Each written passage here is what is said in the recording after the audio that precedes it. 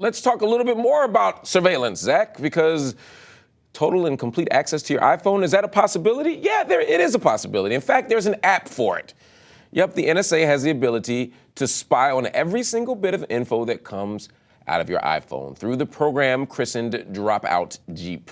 The NSA is able to intercept everything off your phone using this program, and I mean everything, including accessing your contact lists, your text messages, and being able to remotely activate your device's microphone and camera.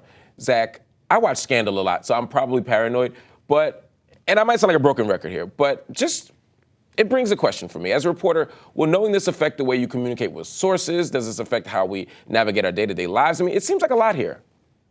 The microphone and camera are particularly creepy. I think the microphone more than the camera, because if for all you NSA folks out there, if you're trying to spy on me, usually I keep my phone in my pocket. So if you're looking for information through the camera, you're just going to get the inside of my pocket. Most of the pictures I take, if you follow my Instagram account, are of my dogs. So you're going to get a lot of images of dogs. But the microphone, I talk to people on a pretty regular basis.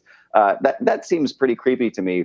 I think within journalism, there have been all sorts of things that the reporters have done to try and get outside the known types of NSA spying activities. This is one that just seems very difficult. You have to use a phone if you're a reporter, and if the NSA is going to spy on you using a phone, I mean, payphones don't really exist anymore. What are you going to do? You're going to just sort of lock your cell phone in one room while you run like 3 miles to the nearest 7-Eleven to call your source? Like I just don't see that as being a particularly viable option for reporting. So I think this is troubling. It would be less troubling if the administration were a little bit less hostile to the press on stuff that criticizes the administration. When you see reports on various leaks come out, it's one thing to go after Edward Snowden. I think it's a little bit ridiculous with the zeal with which the administration has pursued this. But people like Thomas Drake, who went through the chain of command within the CIA to report actual problems with the CIA, who then, once they went to the press and said, "Hey, here's a real problem," where they attempted to prosecute him, and it turns out there were real problems, and the CIA reformed only after this stuff was made public.